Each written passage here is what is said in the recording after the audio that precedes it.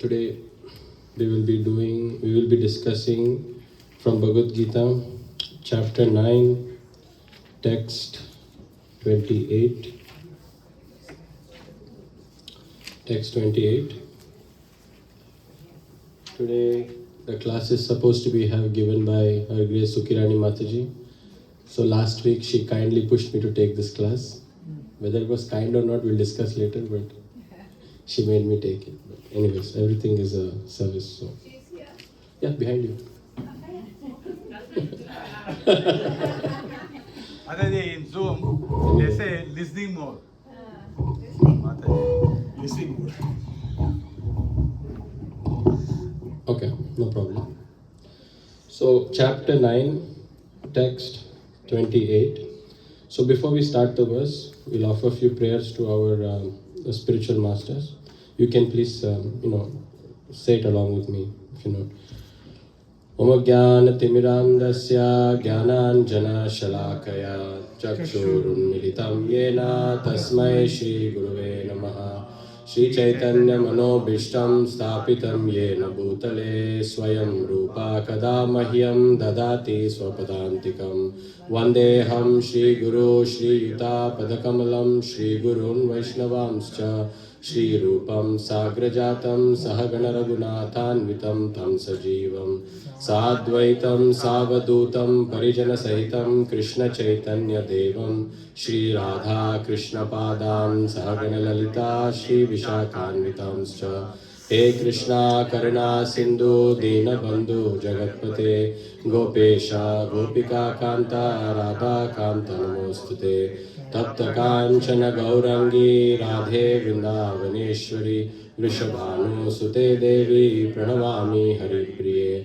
Vancha Kalpatarubhyascha Kripa Sindhubhya eva cha Patitanam Pavanebhyo Vaishnavebhyo Namo Namaha Nama Om Vishnu Padaya Krishna Preshtaya Bhutale Srimate Bhaktivedanta Swami Nithi Namine Namaste Saraswate Deve Gauravani Pracharine Nirvishesha Shunyavadi Paschatya Deshatarine Jai Shri Krishna Chaitanya Prabhu Nityananda Shri Advaita Gadadara Shivasati Gaura Bhakta Vrinda Hare Krishna Krishna Krishna Hare Hare Hare Rama Rama Rama Hare Hare Om Namo Bhagavate Vasudevaya Om Namo Bhagavate Vasudevaya Om Namo Bhagavate Vasudevaya Hare Krishna. So, reading from chapter 9, text 28, chapter titled The Most Confidential Knowledge. Start with the verse. Shubha Shubha Phalair Evam Moksha Se Karma Bandhanai Sannyasa Yoga Yuktatma Vimukto Mamupeshyasi Shubha Shubha Phalair Evam Moksha Se Karma Bandhanai Sannyasa Yoga Yuktatma Vimukto Mamupeshyasi Shubha Shubha Phalair Evam Moksha Se Karma Bandhanai Sannyasa Yoga Yuktatma Vimukto Mamupeshyasi Shubha Shubha Phalairavam Mokshase Karma Bandhane Sannyasa Yoga Yuktatma Vimukto Mamupeshyasi Shubha Shubha Phalair Evam Moksha Karma Bandhane Sannyasa Yoga Yuktatma Vimukto Mam Upeshyasi शुभाशुभफलैरेवं शुभाशुभफलैरेवं मोक्षसे कर्मबन्धनैः मोक्षसे कर्मबन्धनैः संन्यासयोगविमुक्तात्मा संन्यासयोगयुक्तात्मा मुक्तो मामुपैष्यसि विमुक्तो मामुपैष्यसि शुभाशुभफलैरेवं मोक्षसे कर्मबन्धनैः मोक्षसे कर्मबन्धनैः संन्यासयोगयुक्तात्मा संन्यासयोगयुक्तात्मा मुक्तो मामुपैष्यसि विमुक्तो मामुपैष्यसि शुभाशुभफलैरेवं शुभाशुभफलैरेवं मोक्षसे कर्मबन्धनैः मोक्षसे कर्मबन्धनैः संन्यासयोगयुक्तात्मा विमुक्तो मामुपैष्यसि Transliteration, please repeat after me. Shubha, Shubha, from auspiciousness. auspicious, Ashubha, and inauspicious. unauspicious, Falaihi, Falaihi, results. results. Evam, Evam, thus. thus. Mokshase, Mokshase, you will become free. you will become free. Karma, Karma, of work. of work. Bandhanaihi, Bandhanaihi, from the bondage. from the bondage. Sannyasa, Sannyasa, of renunciation. of renunciation. Yoga, the yoga. Yuktatma, having the mind firmly set on. Having the mind firmly set on. Vimuktaha, Mukta, liberated. liberated. Mam, to me. To me, Upeshyasi, Upeshyasi, you will attain. you will attain. Please repeat the translation. In this way, In this way, you will be freed from you will be freed from bondage to work bondage to work and its auspicious and its auspicious and inauspicious results. and inauspicious results. With your mind fixed on me, With your mind fixed on me, in this principle in this principle of renunciation, of renunciation, you will be liberated you will be liberated and come to me. and come to me. Purport by translate purport Srila Prabhupada, Jai Srila Prabhupada. Please listen. One who acts in Krishna consciousness under superior direction is called Yukta. The technical term is Yukta Vairagya. This is further explained by Rupa Goswami as follows. Anasaktasya vishayan yatarham upayunjataha nirbandha Krishna sambandhe yuktam vairagyam uchyate. Bhakti Rasamrita Sindhu 1-255. Rupa Goswami says that as long as we are in this material world, we have to act. We cannot cease acting. Therefore, if actions are performed and the fruits are given to Krishna, then that is called Yukta Vairagya. Actually, situated in renunciation, such activities clear the mirror of the mind. And as the actor gradually makes progress in spiritual realization, he becomes completely surrendered to the Supreme Personality of Godhead. Therefore, at the end, he becomes liberated. And this liberation is also specified. By this liberation, he does not become one with the Brahma Jyoti, but rather enters into the planet of the Supreme Lord. It is clearly mentioned here, Mam Upeshyasi, he comes to me. Back home, back to Godhead. There are 5 different stages of liberation, and here it is specified that the devotee who has always lived his lifetime here under the direction of the Supreme Lord, as stated, has evolved to the point where he can, after quitting this body, go back to Godhead and engage directly in the association of the Supreme Lord. Anyone who has no interest but to dedicate his life to the service of the Lord is actually a sannyasi. Such a person always thinks of himself as an eternal servant, dependent on the supreme will of the Lord. As such, whatever he does it for the benefit of the Lord. Whatever action he performs it as a service to the Lord. He does not give serious attention to the fruitive activities or prescribed duties mentioned in the Vedas. For ordinary persons, it is obligatory to execute the prescribed duties mentioned in the Vedas. But although a pure devotee who is completely engaged in the service of the Lord may sometimes appear to go against the prescribed Vedic duties, actually it is not so. It is said, therefore, by Vaishnava authorities that even the most intelligent person cannot understand the plans and activities of a pure devotee. The exact words are Tandra Vakya Kriya Mudra Viggeha Na Bujhai. Chaitanya Charitamrita Madhya 23.39. A person who is thus always engaged in the service of the Lord or is always thinking and planning how to serve the Lord is to be considered completely liberated at present, and in the future his going back home, back to Godhead is guaranteed. He is above all materialistic criticism, just as Krishna is above all criticism. So, Hare Krishna. So before I start, I'd like to take the blessings of all the senior Vaishnavas and Vaishnavis present here.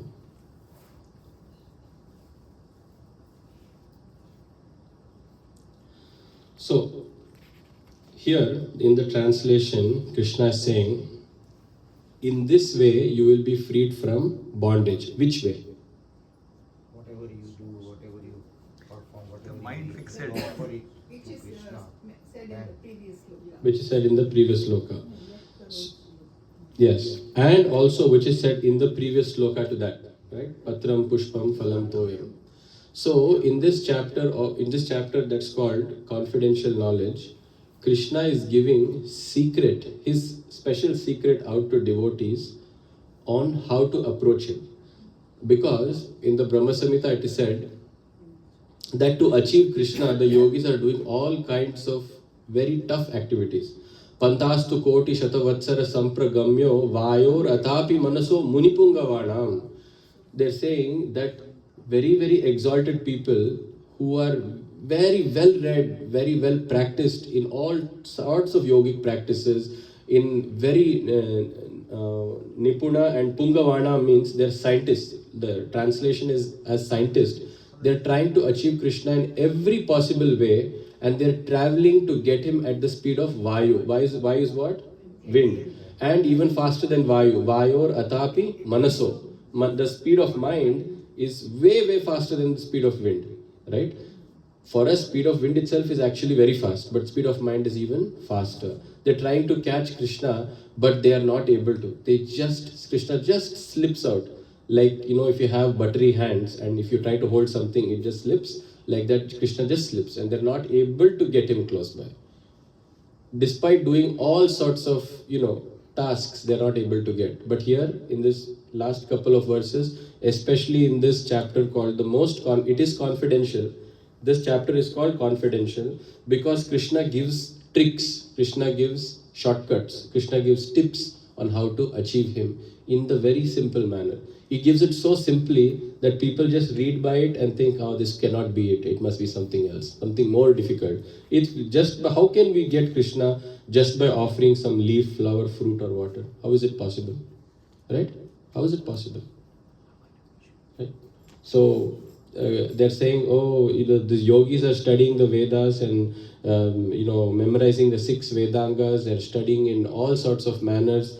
People are doing meditation for years together and still they're not able to achieve Krishna. We, just by offering a leaf, flower and fruit, how will we achieve Krishna? That's a question, no? Is it not? Is it? Or you agree that we can achieve Krishna just by offering leaf, flower? Yes. Yeah, Love and devotion is not there, no? With love and devotion. special quality. But you believe that? Yes.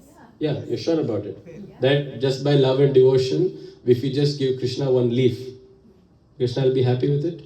Done? Shastra Praman. Anybody else have any doubt? Right? Prabhuji, doubt? No, there's no doubt, but to achieve that level of love and devotion, there's some kind of practice is required. It just cannot come like this. Correct. And yogis, if by doing that, what they were trying to do was trying to control their mind. Right. Missing point is love and devotion. Right. So there's a combination of two things together. Very good. Very good. Artificially they are trying to control. That is difficult. Right. Than this. What does Arjuna tell Krishna about controlling the mind? What does he say? Chanchalam hi mana Krishna pramati. Pramati balavadridam. Right? Manye vayor iva ch dushkara. He said that I can even control the wind, but I cannot control my mind. So controlling of the mind, if we start to think that first I will control my mind and then I will offer a leaf, flower, fruit, water with love and devotion to Krishna, that is never going to happen. Right? So then the obvious question will become, that means I must have some qualification before I do it. What is the qualification?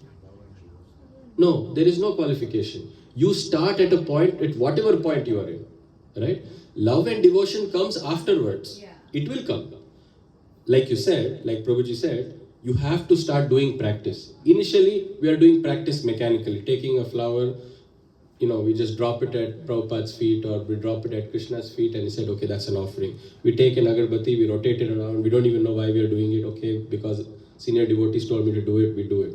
We follow obeisances because we have to, because he's the Lord and we respect it. It's always there, the relationship initially is either out of fear, some amount of fear, which we may not know that it is fear, identify that it is fear, but for sure, at least for most part, or at least from my side, I can say that it is definitely not out of love and devotion. Because it is a mechanical activity. But Krishna is so merciful that even mechanical activity also he awards. It is a slowly, he reciprocates. Ye yatha mam prapadyante tam sataiva bhajamyaham. Right? Krishna is not looking at, this person only if he is an exalted devotee, only then I will touch his leaf or I will touch his offering to me. No. He will look at any person. He's at least after this many lifetimes, he has turned his face towards me. He has turned in my direction after so many lifetimes, right? That Krishna is waiting and he will grab that opportunity. Just like Krishna grabs that opportunity, we have to grab that opportunity in the same way. We have to keep climbing. We are taking baby steps, that is fine. But Krishna is revealing that in whatever condition you are in whatever state you are in, whether you are in a woman's body, whether you are in a man's body, whether you are a wife, you are a husband, you are a child, you are a judge, you are a lawyer, you are rich, you are poor, it doesn't matter. Whatever condition you are in, do. However you can serve me, you do it. What is the verse saying? Yat karoshi, yad ashnasi, yad juhosi dadasi. Whatever you do, whatever you eat. If you are eating fruits, offer fruit. If you're drinking water, just offer water to Krishna, right? Anything. And whatever you offer or give away, if you're giving donation to somebody, then you just say, my dear Krishna, thank you for giving me this, thank you for acting through me and giving this donation to me. You thank Krishna. You make the opponent person who is receiving the donation, just tell him, Prabhuji or Mataji, chant one time Hare Krishna Mahamantra. They will chant, then you give it to him. His spiritual life is started, you are the cause of his spiritual life, Krishna blesses you, Krishna blesses them, both are practicing on the path of spirituality, correct? So, and then he says, whatever austerities you perform, whatever it may be, whether you are studying for a very competitive exam, for work purposes and everything, or you're a college student and you're studying for your degree or whatever, or, trying to you're trying to achieve something, whatever austerities it may be, or if you're even trying to fix your health, if you're going and exercising and trying to fix your health, what for are you doing? What for are you trying to get your health for? What is the reason for it? To serve Krishna. If you have that intention in mind, that I have to get better, I have to take care of my health, I have to take care of my family, I have to take care of my responsibilities, only for the proper functioning of Krishna consciousness for me and my dependents, then you're on the right path. But if you're doing it for your own purpose, then it is sense gratification. If it is sense gratification, what happens? Here, in the first verse, in the second paragraph, Srila Prabhupada quotes from Bhakti Rasamrita Sindhu or Nectar of Devotion. He says, quotes Rupa Goswami says that as long as in this material world we have to act, we cannot cease acting. What does that mean? Action is Without compulsory. doing any activity, you can't stay. Action is Right. Anywhere in the Bhagavad Gita we know that Krishna says that you have to act. That's the symptom of the conscious. Right. But anywhere where Krishna absolutely says, okay, before even Krishna says something, that yogis who are doing meditation, are they acting? Or have they ceased acting? They are acting. Anybody else? Action is non-action. Action in? Non-action. But there is action. You said action in non-action. There is action. So that is karma. But Krishna says in chapter 2 that one person, nahi kaschit kshanamapi, even for a moment, a person cannot stay without acting. That means even for a single second, we cannot stop performing karma. materialistic person cannot stop performing karma even for a moment. So just because you have closed your eyes and you have said, okay, I'm renouncing everything, renouncing this life, I will go to a forest or I will go to some secluded place and I will just close my eyes and I will just meditate, it does not mean that you are a renunciant. Senses can't stay. Senses cannot stay even for a moment without acting, right? So Krishna says, so then Arjuna obviously had that question in that third chapter. So then, but I have seen so many people like that. They have given up everything, because at this point and the third chapter, Arjuna wanted to leave everything and then go off to the forest. And then he thought, if I just not get into this war field, then nobody will die, everybody will be happy, they will get their kingdom. I don't want the kingdom. I am anyways a renunciant. I was born in the forest, I'll go back to the forest, I'll be a renunciant. So then Krishna says in the third chapter, what was the verse? He calls these people Mithyacharas, right? Pretenders is the exact, just trying to get the quote for that verse. Karmendriyani Sayamya Ya Aste Manasasmaran. The Karmendriya, the senses, Sayamya, you cannot control them, right? It is not possible to control. Ya Aste Manasasmaran. So Prabhupada is translating it as one who restrains the senses of action, but the mind is always dwelling, right? You might close your eyes, you might close your mouth, you might put maybe cotton buds in both your ears, and or in modern day you can put noise cancelling headphones so that you cannot hear anybody, right? You can try all of this, but the mind, can you stop the mind? No. The mind is moving. It's moving, non-stop it's moving. Do you know how the mind moves? Anybody? Anybody can draw a relation of how the mind moves? It just goes to past and future, and some activities. Oh, Right. he suddenly accepts something, suddenly rejects something, everything is happening in Correct. seconds. But but it is true. That's how the mind works. It keeps moving from place to place. One realization that I realized of how the mind moves. Does anybody know what YouTube Reels are? You know what YouTube Reels are? Reels? You don't know, then you're on safe side. So this YouTube Reels are like what, 10 seconds or 20-second short videos. This thumb will keep on moving. And unrelated topics, you will start off with a good topic. Somebody's giving a 20-second class. Immediately it goes to cricket. Immediately it goes to some politics. Then goes to war. Then comes to something else. And it keeps on going. And the mind doesn't stop. You see? We are probably dully looking at the screen, not probably even absorbing the content, but the mind is reeling. It's going on and on and on until an external force is applied. Then we stop it. And then, then the mind comes back from that artificial world into the real world and then runs there also, Another way to know how the mind is moving. How many of you are all chanting? With hands raised. You're all chanting. Yeah, chanting, right? So Prabhupada says that the simple way for a devotee to, chant and really do the right chanting, Prabhupada says, just chant and hear what you are chanting. That's it. He doesn't say you put your head on the lotus feet of the Lord, or you look at my photograph. All of the Prabhupada is very simple. Just chant and hear your chanting. How many of you people are able to hear one full round, forget full round, 10 beats, continuously, consecutively? Even if you force your mind that no, I will take this as a challenge and I will hear the first 10 beats perfectly, even then your mind will be like, okay, 8 done, 7 to go, 7 done, 6 to go, 5 done. And then after that, after I finish this 10 beats, because I challenged, I will move my mind to some other activity. And you will know that only when you are chanting, that is the time all the list of works will keep on flowing. I have to pay this bill, I have to call this company, I have to follow up with this person, I have to call that devotee, I have to tell them to give the class today, I have to do this thing. It doesn't stop.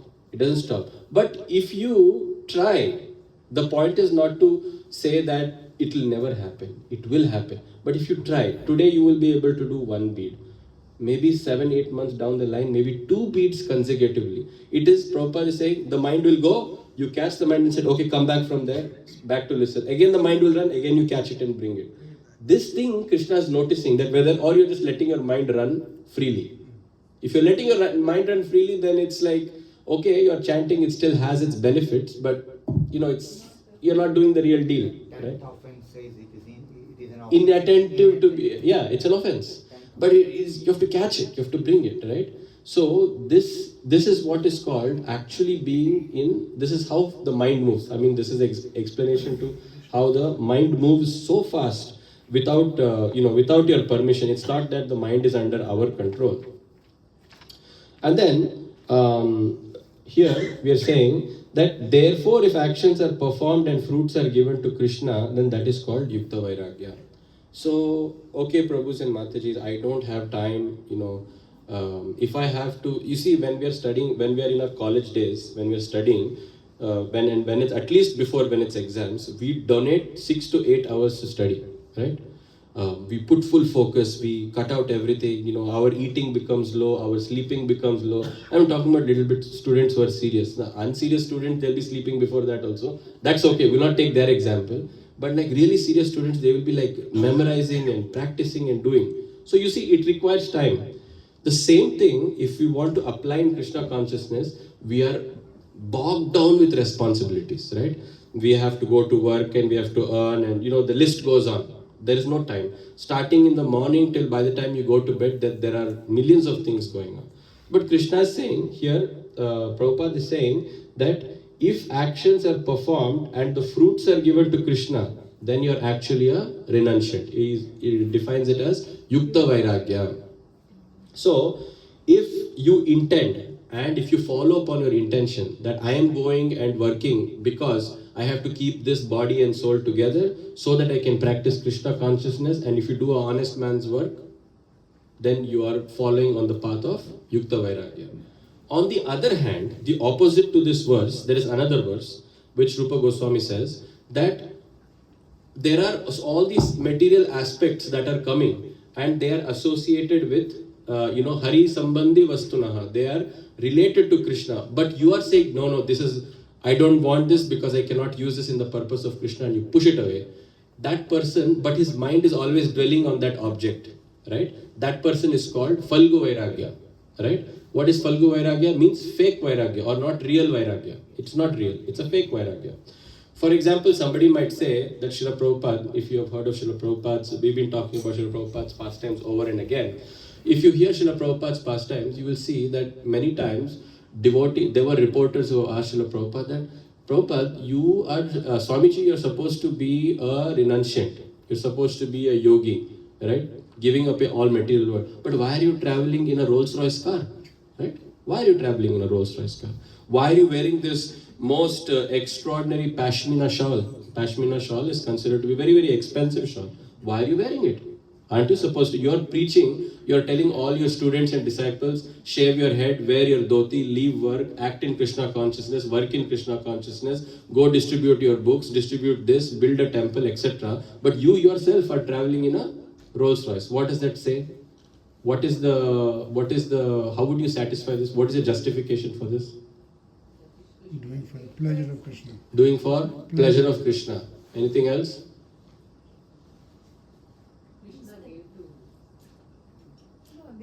He is utilizing all these on the service of the Lord. Service of the Lord. He can go fast and Right. spread Krishna conscious more like that. Right. He says that Prabhupada's classic answer is that, the reporter says, you're traveling by plane everywhere. Right. He says, if your speed of sinking is so fast that I have to be faster than that Right. to take you out.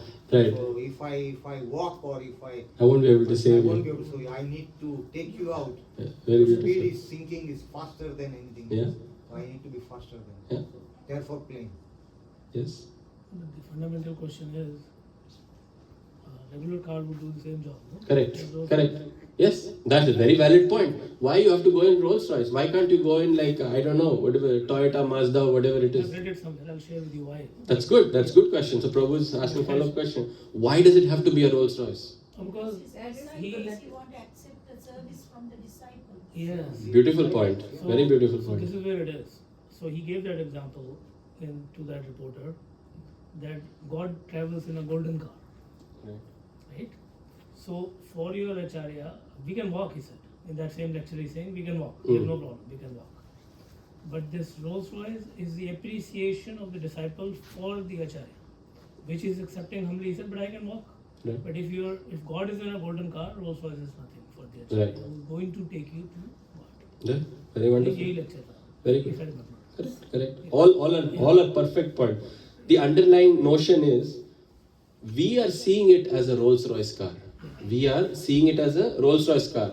Prabhupada is just seeing it as an object that is used. I'm using it for the purpose of Krishna consciousness. Nothing else. We are looking at it as a pashmina shawl. Prabhupada is looking as, okay, it is something that, it's cold, it's just there to wrap up my body. Nothing else. So that means that our view is materialistic. But Prabhupada is looking at it, is not even looking at it on the material plane because he's an exalted Acharya, right? This is called real Yukta Vairagya. On the same note, Prabhupada was wearing a shawl and the disciple was looking at Prabhupada, and then one other disciple came and he said, Prabhupada, here I have bought you a brand new pashmina shawl, another expensive shawl. Prabhupada said, but this existing one is doing its job, I don't need another shawl. But the devotee was very insistent. He wanted to offer something to Srila Prabhupada. Like we all want to offer our spiritual masters whenever they come. We want to give something from our side, right? So Prabhupada said, okay. He took off the old pashmina shawl, gave it to a disciple, says, this is yours, take it, and took the new one and he wore it and continued back to do his translation work. As though nothing ever happened. If it was one of us, we would look, we would touch it. Oh, okay, what brand is it? Is it large, medium thing? Is it really warm? Is it not warm? Stretch it a bit up and down. Actually, stretch it to see if it's real or dupe. We'll do all of this. A real Acharya, a real pure devotee, he's not concerned with it. Is it helping my task? Is it helping me go forward in Krishna consciousness, or is it an obstacle for me in Krishna consciousness? That's all they look at it, So that is why Rupa Goswami is talking about the aspect of Yukta Vairagya, how it is important. So what is the lesson for us? We may not be exalted people, right? But we have everything. We are interacting with these material objects on a day-to-day basis, whether it's a car, whether it's an office, whether it's a home or whatever. So our thing is, okay, if I'm using this particular, how I can use this particular material object in Krishna consciousness? How can I use it to serve the devotees, to serve the Vaishnavas, to serve Krishna, to serve Guru? How can I be of some use? Eventually, how can me as a soul be eventually of some use to Krishna and the Guru Parampara? That is the point. That makes us walk on the path of Vairagya. Otherwise, we will be constantly bogged down. Okay, we got this, then we want to upgrade this to this, then you got this, then you want to upgrade that to that. So we'll be busy doing this. And in order for us to upgrade, then we have to work hard, like a dog, and then more and more and more. So there is no end to it. But the second you capture whatever you have and offer it to Krishna, then the internal satisfaction Krishna provides, right? Otherwise, we are never satisfied, right? So moving further, and then what does Krishna say? That this will free you from bondage of work, even if you do auspicious things, right? So, auspicious thing is, for example, you're going and doing, somebody said, here are 100 people, go give the 100, we're giving money to feed 100 people. That is considered an auspicious activity. You're building a hospital, that is considered an auspicious activity. You're going and giving some clothes to people who don't have clothes, that is considered an auspicious activity. You might think that, or a soul might think, or a person might think that I am doing good activities, so, this is the principle of life. Do good and be good. Unfortunately, it doesn't work like that. Even if you do good activities in this material world, you have to enjoy those benefits of those good activities. You do something good, you have to enjoy it. And if you have to enjoy it, you have to enjoy it in this material world. You can't enjoy it, I'll go home back to Godhead and then Krishna will give me like 100 silk saris because I gave somebody something. It doesn't work like that. You have to enjoy them here, which means you have to take birth here, which means you have to die here, which means you will get old age here, and then most likely, and if you're lucky, mostly we are all lucky, we'll also get disease here, right? So we'll all suffer here. This has to happen. So, but the way out is, you're giving that food for 100 people, do it, but give it as prasadam. Don't give it from you. You are saying that this is Krishna's prasadam. You are giving clothes to somebody, yes, that's because Krishna offered it to the Lord and give it to them. Right? Whatever you do and whatever you eat and whatever you want to offer, do it as an offering to me as in Krishna. Right? If you do that, then you're safe from even good activities. We might think that, okay, I'm not doing any bad karma, I'm not stealing, I'm not doing any of these bad stuff, I'm only doing good things, I'm leading my life good. That's not the way to lead it. Krishna is saying even good, Acharya is saying good activities, bad activities, both will bind you. How to come away from it? Keep Krishna in the center, do it through Krishna.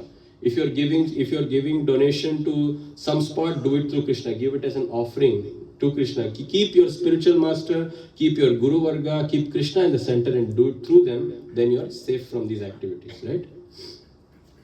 Moving forward, then here further Prabhupada is saying that this is an important point Srila Prabhupada highlights. He says that in this verse, Krishna says that they will come back to me. There are different types of liberation. Here it's mentioned that there are 5 types of liberation. We'll not go into those 5 types, but the point is there is one type of liberation which is termed as liberation in the Shastra, but is actually not a liberation. Right? It is like going and merging yourself into the void, or also known as Brahmajyoti. Right? The Brahmajyoti is a point where you're freed from this material contraptions. You're not held by anything. You're in complete bliss.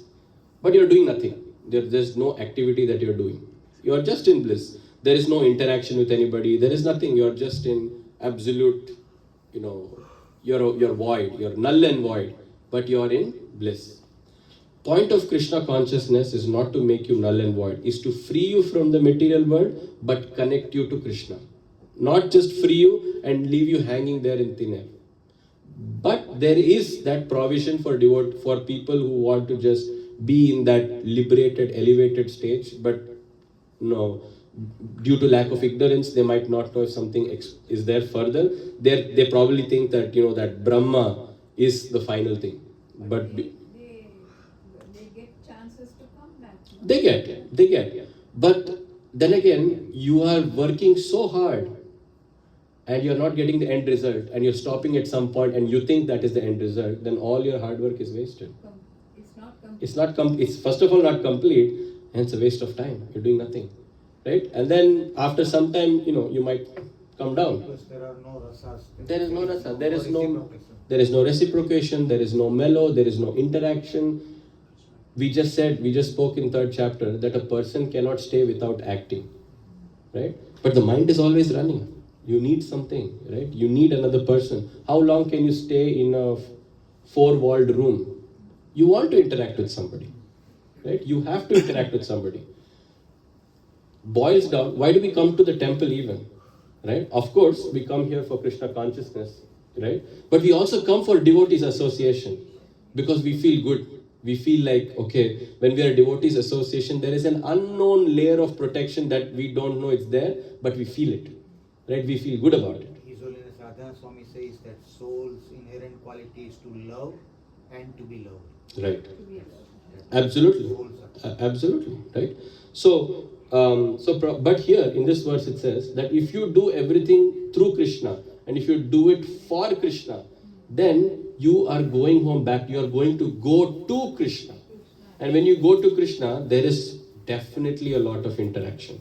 When you go to his place, which is Goloka Vrindavan, there is so many things to do, and we're hearing pastimes over and over again about a lot of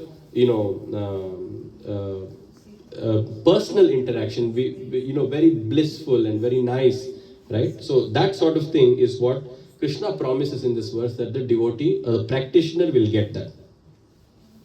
Then here in one point it says that although a pure devotee who is completely engaged in service of the Lord may sometimes appear to go against the prescribed Vedic duties, but Prabhupada says it is actually not so. What does it mean? Is that we are all following a set of rules and regulations. We have to be like this, we have to this is our behavior, this is how we have to conduct ourselves. But suddenly, a so-called pure devotee, you notice that this person is acting out of order. So, is it this? Yeah. So, it seems that the devotee is acting out of order. Right? In our head, if I were to ask you, what is a devotee? What would you say? How would you view a devotee as? Devotee is a person dedicated for a purpose, For a purpose. toward the purpose. Purpose. But if you look at a devotee and at least how would you look at his quality? Would you say a person who is stealing is a devotee? Huh? If you say that a person who is like, destroying someone's property, would you call it a devotee? Anybody will call it a devotee? Sure? 100% sure. 100%. If you find out that a devotee is killing somebody else, would you call him a devotee or her a devotee? Anybody says yes? Anybody is arms raised? Then what is Arjuna? Because he's following the instructions of Krishna. But he killed people. You just now said that if a person kills people. Instructions of Kill on his own when Krishna said, Okay? he agreed. Okay? Dharma. Okay? Absolutely correct? Everybody agrees that Arjuna is a devotee? And he killed people? So a devotee can kill people? On the instructions. You're saying yes and no. There must be one answer. That is when If it is the will of Krishna, yes. If it's a will of Krishna, yes. Okay. Change the example.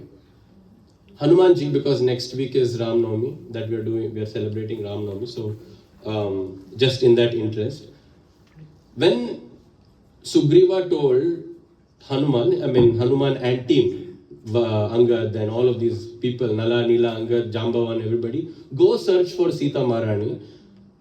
Hanuman crosses the ocean, finds Sita Maharani, there is an exchange of items, and then Ravana's son attacks him with a Brahmastra, ties him up.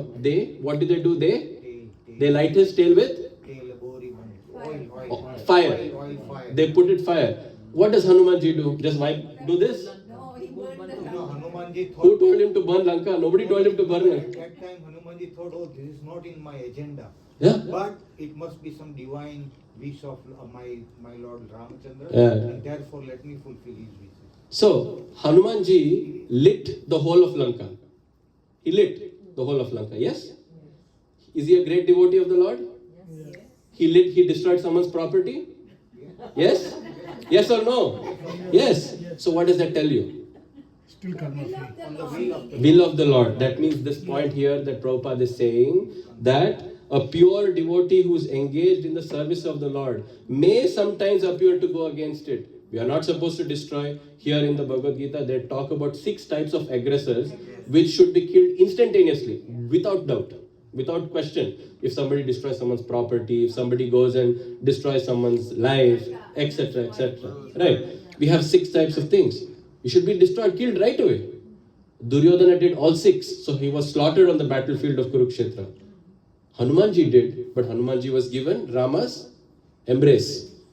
But Hanumanji did it for the pleasure of the Lord, on the Lord's instruction, because he was in thing. But there is one caveat to it, right?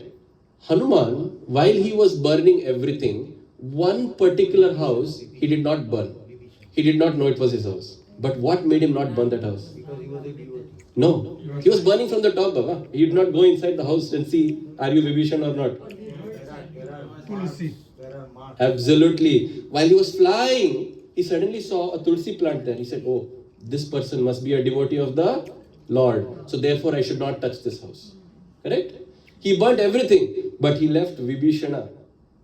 He did not know it was Vibhishan's house, but he left that house untouched, unharmed.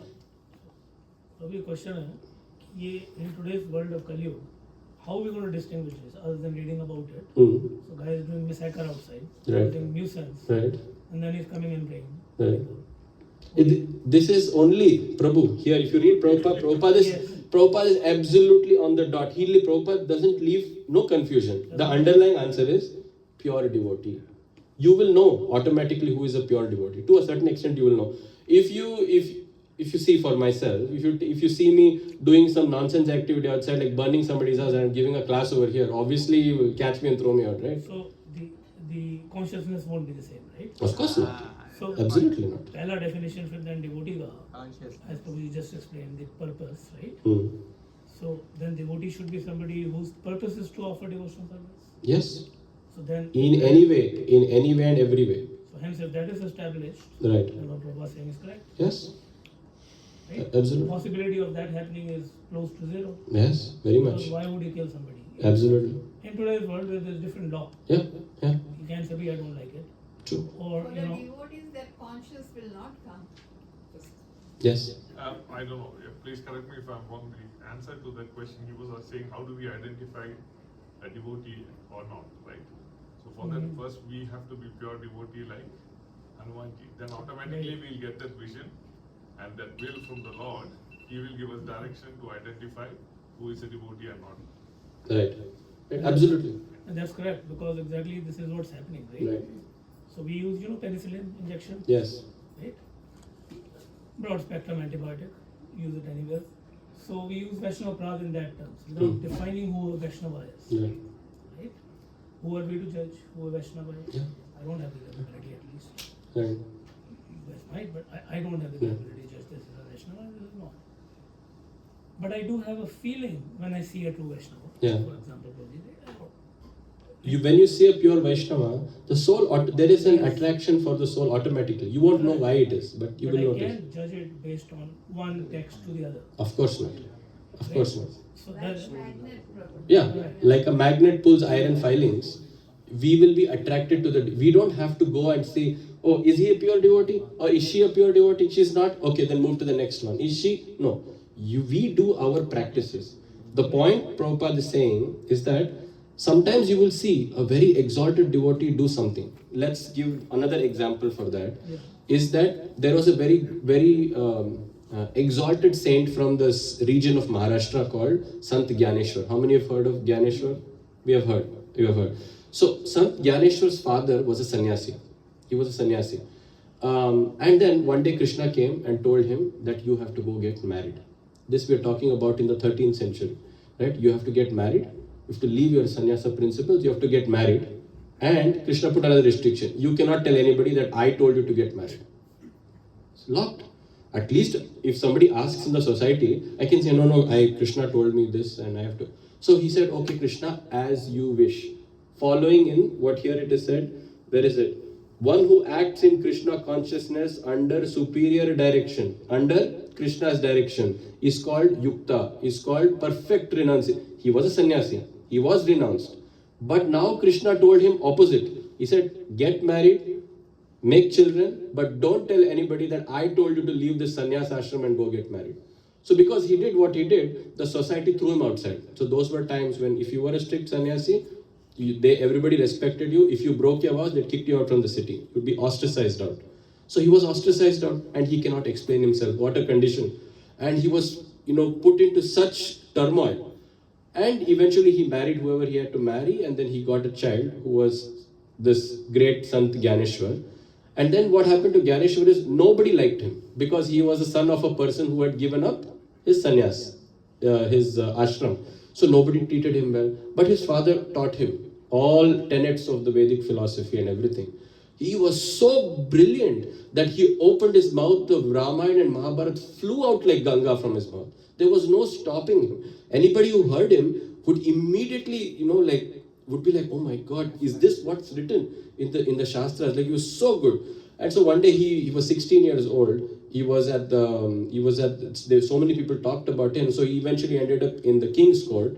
And then all the king's scholars said, no, we will not debate with this person because he's very lowly person. I do not want to interact with this person.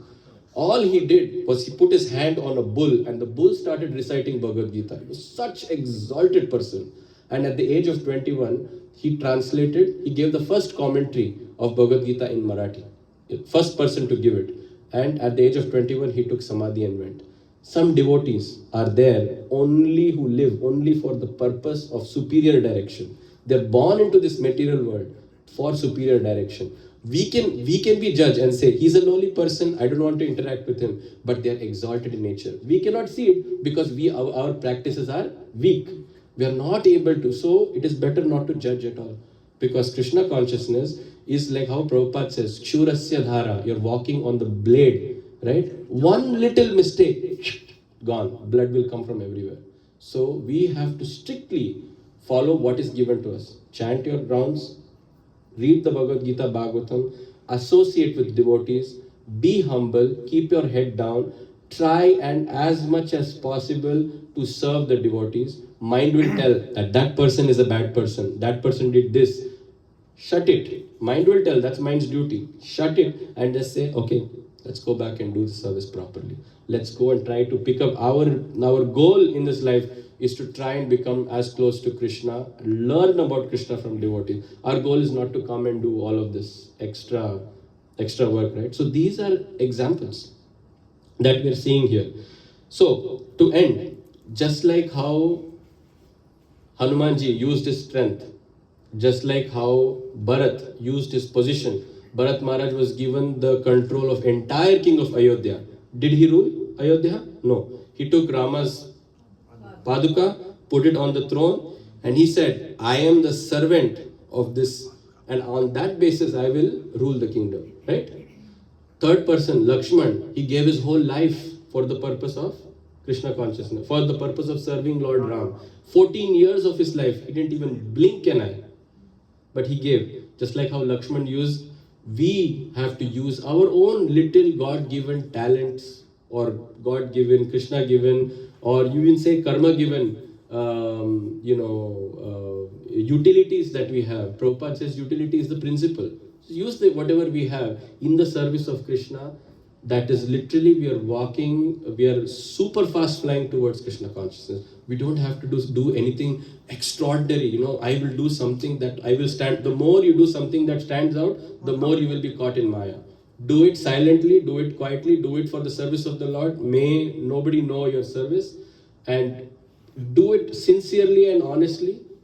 There will be a change, right? Even if you're doing your rounds, do it sincerely and honestly. If you always work for Krishna, that is the motto of the last 3 verses. If you're working for Krishna, you're on the right track. You're not working for Krishna, unfortunately, you're not on the right track. Right? It might sound very extremist the way I probably said, but it's not extremist. It's actually love. Krishna is pouring his love into that. He said, Baba, do whatever you're doing, do it for me. I will pull you out from here. But if you're not even able to do that minuscule thing, how will I pull you out from here? He's sending that thousands of feet of rope, and that rope is just a couple of inches away when we are drowning in that ocean. When we just have to catch that rope. But in order for us to raise the hand and catch it, we have to look towards the rope. And that looking towards the rope is working for Krishna. And if you don't look towards the rope, you won't be able to catch. And Krishna can't do all the work for you. You have to do some work. Krishna's already doing 99.99. He's asking, do that 0.01. And we'll go home, back to Godhead. With this, I'd like to end today's class. Hare Krishna. Bhagavad Gita Grantaraj ki, Srila Prabhupada ki. 2 points. Yes, Prabhupada. These 2 points I just want to clarify. The last point you just said, work for Krishna. Actually, that work is offer everything to me. That's called work. Offer everything to me, that is work. We cannot directly work for him. So we offer everything to him. That means offering everything to Krishna means working for Krishna. Second, one more thing, Prabhu, you said in the beginning, Srila Prabhupada was using Mercedes, and for a pure devotee, for him is a car. He doesn't know it's a Mercedes or what. For him it's just a car, it's a shawl, it's cloth. For him it's not, because we are conditioned to the material, we see good and bad. We see, oh, it's a Mercedes. We see this because we are conditioned. He is not conditioned. For him, everything is an object. It's just a car. It's just a sandal or just this. That's it. And he's serving with that whatever is given. For Krishna, when Krishna goes out, he goes into the golden chariot, or he doesn't say that, give me the golden chariot. Yog Maya does it for his pleasure. So they don't ask, Krishna doesn't ask for all this. Same as the devotee, they don't ask for this. simply give, he's using a film as a car or as a whatever is being given. If it's a big 56 offering given to Prabhupada, it's just an offering, this is just a maha for him. If you give it a golden platter or a silver platter, doesn't mean anything to them. Because we are conditioned, we see two sides. And this is how we analyze things, and this is how we get stuck. That's the problem. Thank you. Hare Krishna. Hare Krishna.